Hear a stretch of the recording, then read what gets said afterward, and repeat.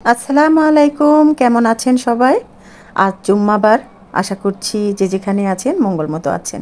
তো এই তো রসে টইটুম্বুর রসমালাই নিয়ে হাজির হয়েছি আপনাদের সামনে।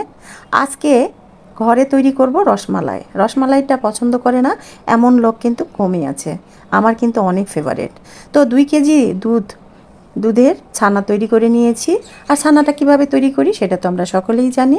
এখানে 2 কেজি দুধের ছানা আছে, সেটাকে ভালো করে পানি ঝরিয়ে নিয়ে নিলাম। সাথে নিয়ে নিয়েছি 2 চা চামচ ময়দা, আর নিয়ে নিলাম 1 চিমটি বেকিং পাউডার। আর এখানে ছোট্ট একটা মুরগির ডিমটা পুরাটা নেব না, যতটুকু প্রয়োজন ঠিক অতটুকু নেব। আমি এখানে অর্ধেকটা নিয়েছি, একটা ডিম ফিটিয়ে অর্ধেকটা নিয়েছি। এরপর সব সহকারে এইভাবে মেখে নিচ্ছি। এমন করে মাখতে হবে ছানাটা যে যেন মোমের মতো হয়ে যায়, আর যেমন আমরা আকৃতি দিতে চাই ঠিক সেমনই হয়। আর ছানাটা অবশ্য আমার এমনিই নরম, কারণ একবারে টাটকা ছানা। তো এই তো এখানে দিয়ে দিলাম টেবিল চামচ দিয়ে 1 টেবিল চামচ ঘি, আর দিয়ে দিচ্ছি হাফ কাপ পরিমাণে গুঁড়া দুধ। তবে গুঁড়া দুধ দিয়েও যদি আপনারা করতে চান তাও কিনতে হবে। ছানার জায়গায় গুঁড়া দুধটাই ডিম আর এইভাবে ঘি দিয়ে মেখে নেবেন।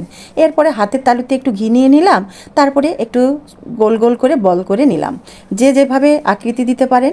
যেহেতু আমি সন্ধ্যার নাস্তাতেই এই মিষ্টি ইয়েটা নিব, ডেজার্টটা খাবো, তাই একটু তাড়াতাড়ি করেই করছি। আর ছোট ছোট করে করব না, একটু বড় সাইজ করেই করব। আমি বরিশালের এই রসমালাইয়ের ফ্যান। এত মজার, আমার বিয়ে বাড়ির এলাকা বরিশাল, আর বরিশালের রসমালাই যে এত মজার, তো এই জন্যই কিন্তু আমি রসমালাইগুলো একটু বড় বড় করেই করছি, যাতে বরিশালের রসমালাইয়ের মতো লাগে। তো এই তো দেখতেই পাচ্ছেন গোল গোল করে কোনো রকমে ছানার মিষ্টির মতো একটু বল করে নিলাম। বেশ কয়েকটাই হয়েছে, বড় যেহেতু। এখানে আমি একটা প্যানে দিয়ে দিলাম 1 কাপ পরিমাণের চিনি। 1 কাপ চিনির সাথে 2 কাপ পানি দিয়ে দিব, দিয়ে এটার একটা শিরা তৈরি করে নিব। এখানে আমি হাফ কাপ গুঁড়া দুধ আর 2 কেজি দুধ জাল দিয়ে সেটা সরটা তুলে নিয়েছিলাম।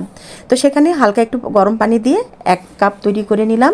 একটা ঘন দুধ, সেটা আমি দিয়ে দিব লিকুইড দুধের সাথে, তাহলেই ঘন হয়ে আসবে।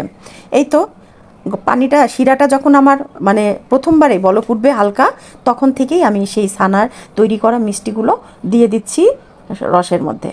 হালকা হাতে একটু আস্তে করে দিতে হবে, বেশি বলক ওঠার আশায় অপেক্ষায় থাকবেন না। যখনই হালকা একটু বলক আসবে শিরাতে, তখনই আস্তে করে দিয়ে দিতে হবে।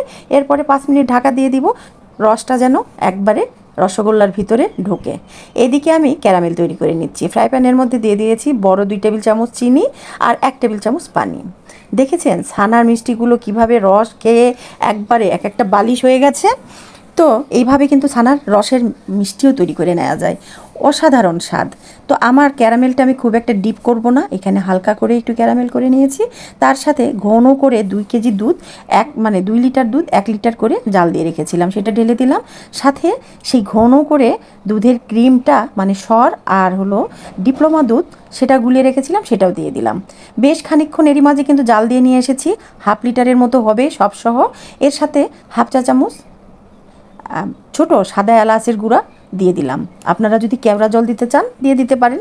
তো এই তো আমার সেই স্পঞ্জি রসগোল্লাগুলো এখন আস্তে করে চামচ দিয়ে তুলবো, এবং তোলার সময় হালকা হাতে একটু চাপ দিয়ে যতটুকু শিরা ঝেড়ে ফেলা যায় একটু আলতো হাতে ঝিরে নেব। তারপরে দিয়ে দিব সেই দুধের মধ্যে। এইভাবে একটু ঠাসা দিলেই কিন্তু এক স্পঞ্জের মতো সুন্দর রসগুলো বের হয়ে যাচ্ছে।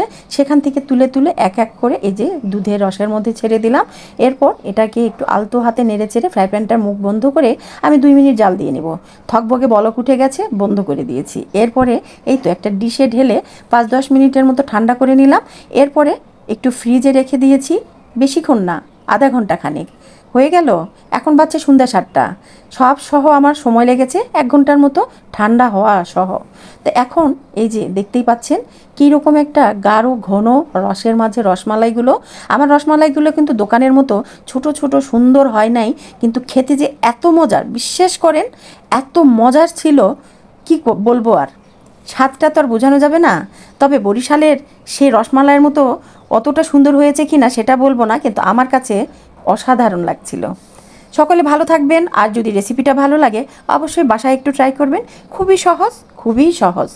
আর দেখেছেন তো ঠান্ডা হওয়া সহ 1 ঘন্টা মাত্র সময় লেগেছে। এত সুন্দর একটা ডেজার্ট এত অল্প সময়ের মাঝে কেন বসে থাকবেন বলেন? খেতে ইচ্ছা করছে, এখনই তৈরি করুন। সকালে ভালো থাকবেন, মজার মজার খাবার খাবেন, আর মজার মজার খাবার দেখার জন্য আমার চ্যানেলটিকে সাবস্ক্রাইব করে পাশেই থাকবেন। আল্লাহ হাফিজ, শুভ সন্ধ্যা।